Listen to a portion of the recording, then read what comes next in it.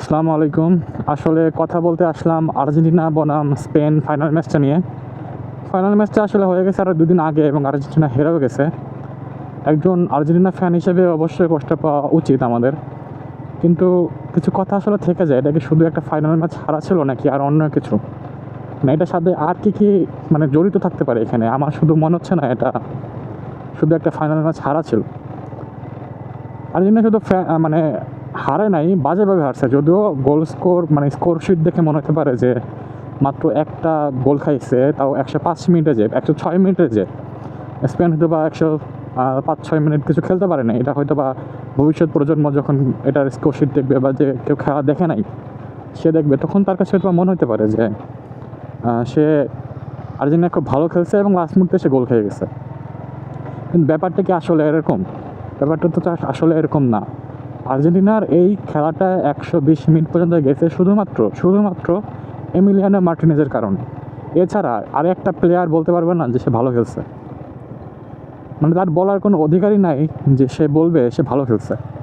একটা টিম কীভাবে তো বাজে খেলতে পারে ফাইনালে তো জায়গায় এসে, সেটা আসলে আমার জানা নেই। আমি আর আসলে এটা বুঝতে পারতেছি না যে কীভাবে এটার ব্যাখ্যা দাঁড় করাবো। আর্জেন্টিনা, আপনি যদি থ্রু আউট দ্য টুর্নামেন্টের কথা চিন্তা করেন, পুরো ওয়ার্ল্ড কাপের কথা চিন্তা করেন, আর্জেন্টিনা কামব্যাক দিতে আসছে। শুধুমাত্র গ্রুপ স্টেজে তারা খুব ভালো খেলছে, মানে ডমিনেট করে খেলছে। এছাড়া কোনো ম্যাচেই তারা ডমিনেট করে খেলে নেই। হ্যাঁ ঠিক আছে, ডমিনেট করে নেই, কিন্তু তারা তো ভালো খেলছে।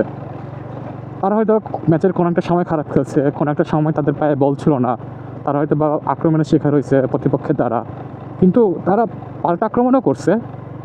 তাছাড়া তারা গোল পায় নাই। কেউ তো তাদের এসে গোল মানে বলে নাই যে নাও গোল দাও, আমরা ফাঁকা মাঠ ছেড়ে দিচ্ছি। আর এবার তো তেমন একটা পেনাল্টিও পায় নাই, দুইটা পাইছে সেটাও মেসি মিস করছে।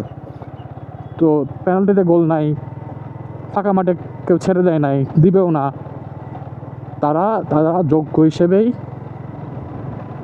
গোল করছে। একদম একদম যে ওয়ার্ল্ড ক্লাস টিম সেই হিসেবে তাদের এবং গোলগুলো সুন্দর। আলভারেজের গোল বলেন বা যে কোনো কিছুই বলুন না কেন, তাদের গোলগুলো সুন্দর হয়েছে। মানে শুধু ঝড়ের বকে দিয়ে দিচ্ছে এরকম না, তারা পুরো টুর্নামেন্ট ভালো খেলছে, কামব্যাক দিতে আসছে, তাদের কনফিডেন্স অনেক বেশি হওয়ার কথা। কিন্তু তারা ফাইনালে এমনভাবে খেললো যেন তারা একটা পাড়ার টিম, মানে অন্যদের নামাই দেওয়া হয়েছে আর্জেন্টিনার জার্সি পরাই দিয়ে। এমনভাবে তারা খেলছে। আর যাওয়া যাবে না, ঘোরাইতে হবে।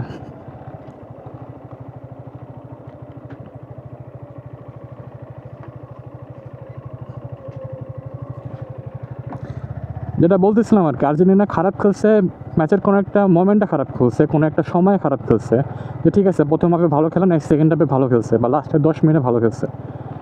কিন্তু ফাইনাল ম্যাচে তারা যেটা খেলছে প্রথম থেকে, মানে ফার্স্ট মিনিট থেকে লাস্ট মিনিট পর্যন্ত তারা বাজে খেলছে।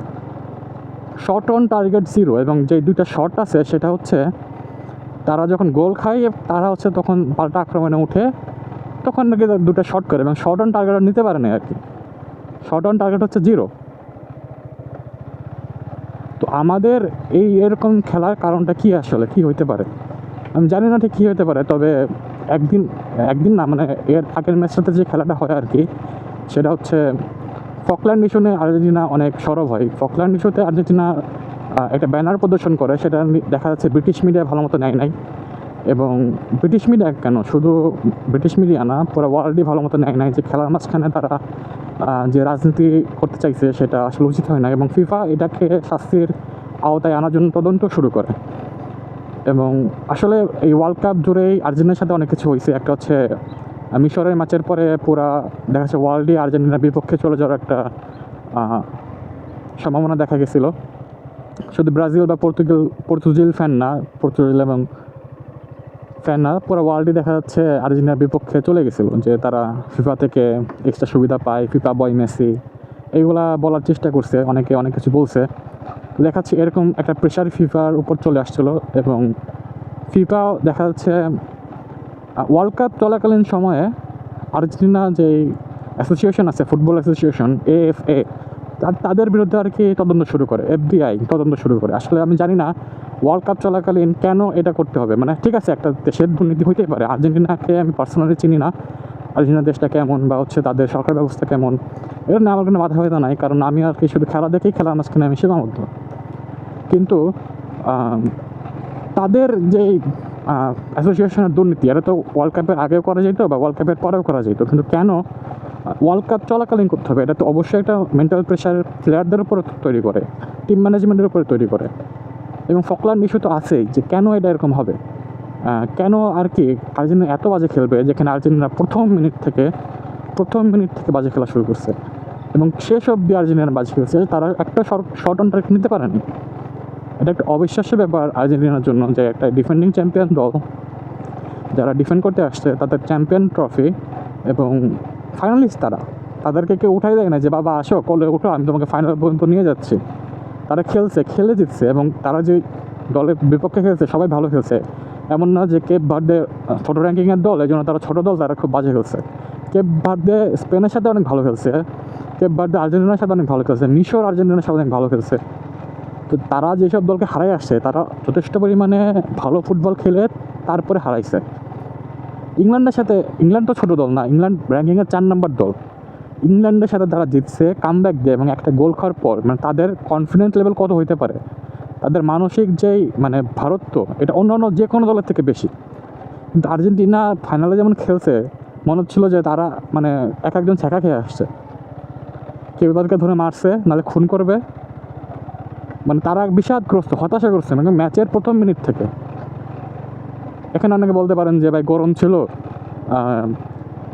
আর্জেন্টিনা গরমের ভিতর খেলতে পারে না। আর্জেন্টিনা গরমের ভিতর খেলাই দল, তারা গরমের ভিতর খেলেই আসছে। এমন না যে এটাই উচিত, বলতেছি যে আমাকে একটা ম্যাচকে ডিফাইন করতে হলে পুরো টুর্নামেন্টের দিকে তাকাইতে হবে।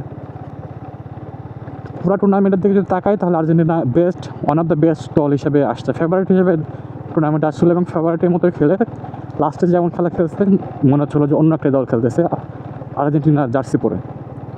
আসলে দলটাকে নিয়ে অভিযোগ করার মতো এমন কিছু নাই। এই দলটা আমাদেরকে অনেক কিছু দিছে, 36 বছরের ট্রফি খরা কাটাইছে। 2021 সাল থেকে শুরু, 2021 সালে কোপা জেতা, ব্রাজিলকে হারায়, চির প্রতিদ্বন্দ্বী ব্রাজিল এবং তাদেরই মাঠে ব্রাজিলকে হারায় কোপা জেতা। 2022 বিশ্বকাপের ওয়ার্ল্ড কাপ ট্রফি, ফিনালিসিমা, 2024 সালের কোপা আমেরিকা। এবং আর্জেন্টিনা একটা দল হিসেবে প্রতিষ্ঠিত হয়েছিল, মানে আর্জেন্টিনা যে একটা দল, এটা একটা ভয় পাওয়ার মতো দল, ওয়ার্ল্ড চ্যাম্পিয়ন দল, সেটা আসলে কোথায় যেন হারাই গেছিলো 2021 সালের আগে। স্ক্যালোনি দায়িত্ব নেওয়ার পরে সেটা আবার ফিরে আসে। স্ক্যালোনি যখন দায়িত্ব নেয় 2018 সালে, তখন দেখা যাচ্ছে সে একটা ভাঙাচোরা দলকে ঠিক করে। এবং এই বিশ্বকাপে স্ক্যালোনিকে নিয়ে অনেক সমালোচনা হয়েছে, অনেক ট্যাকটিক্যাল সমালোচনা তাকে নিয়ে করা যায়, কিন্তু আসলে সে যা করছে আর্জেন্টিনার জন্য এবং আর্জেন্টিন ফ্যানদের জন্য, আসলে সে ওই সমালোচনা করার অধিকার আমাদের থেকে আসলে নিয়ে নিছে। সে সাব করতে পারে না ঠিক মতো, লাউতারোকে নামাইতে পারে নাই, ইয়াং প্লেয়ারদেরকে সে সুযোগ দেয় নাই। গত বিশ্বকাপে সে অনেক সাহসী সিদ্ধান্ত নিয়েছিল, এনজোকে নামাইছিল, আলভারেজকে নামাইছিল, কিন্তু এবার কোনো ইয়াং প্লেয়ারকে সে ঠিকমতো ব্যবহারই করতে পারে না। নিকো পাস, বার্কো, সিমিওনে, কোনো কেউ না, আসলে কাউকে সে ঠিকমতো ব্যবহার করতে পারে নাই, কাউকেই না। আমাদের যে ইয়াং প্লেয়ারগুলো ছিল সে নামাই নাই, মানে সে নামতেই দেয় না আর কি। তো এই যে বিষয়টা, এইটা আর কি ট্যাকটিক্যাল যে বিষয়টা, এটা আর কি স্ক্যালোনিকে প্রশ্নের মুখোমুখি করে, কিন্তু সে সব কিছুই পাশ কাটা যে আসলে তার যে অর্জন, আর্জেন্টিনার জন্য তার যে অর্জন, সেটাকে দিয়ে। এই জন্য আর কি স্ক্যালোনিকে নিয়ে বা আর্জেন্টিনার দলটাকে নিয়ে সমালোচনা করার মতো তেমন কিছু আমাদের হাতে নাই, তো সমালোচনা করতে পারতেছি না।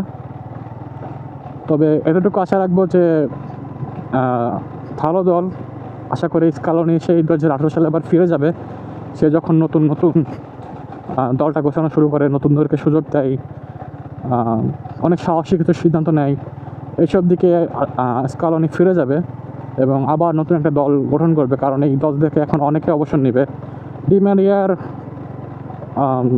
অভাবটা আমরা পূরণ করতে পারি নাই। মেসি চলে গেলে এটা সে কী ভয়াবহ অবস্থা হবে সেটা আমরা জানি না। তো অনেকেই এখান থেকে চলে যাবে এখন, মানে অনেকের অবসর নেওয়ার সময় হয়ে গেছে। তো নতুন করে দল গুছাইতে হবে, নতুন করে দল করতে হবে। স্ক্যালোনি যদি থাকে তো থাকবে, তাকে সুস্বাগতম। আমরা আর্জেন্টিনান ফ্যান হিসেবে তাদেরকে গ্রহণ করি, তাদেরকে সাধুবাদ জানাই। এবং তার একটাই কাজ এখন নতুন করে দলকে গঠন করা, এছাড়া আর কি তার কিছু করার নাই। এই দলটাকে দিয়ে আর হবে না, এবং এমনিও ভেঙে যাবে এই দলটা। অনেকে অবশ্য নেবে এখান থেকে, অনেকের বয়স হয়ে গেছে, নতুন একটা দল তৈরি করতে হবে, তাদেরকে খেলাইতে হবে এবং ইউরোপের দলের বিরুদ্ধে বেশি বেশি করে খেলাইতে হবে। আমি আশা রাখবো যে আর্জেন্টিনা আবার কামব্যাক দিবে। জায়গাটা অনেক সুন্দর, ঢাকায় এরকম জায়গা পাওয়া একটু কষ্টসাধ্য। ভালো লাগতেছে এখানে চালাইতে। আমি রাস্তায়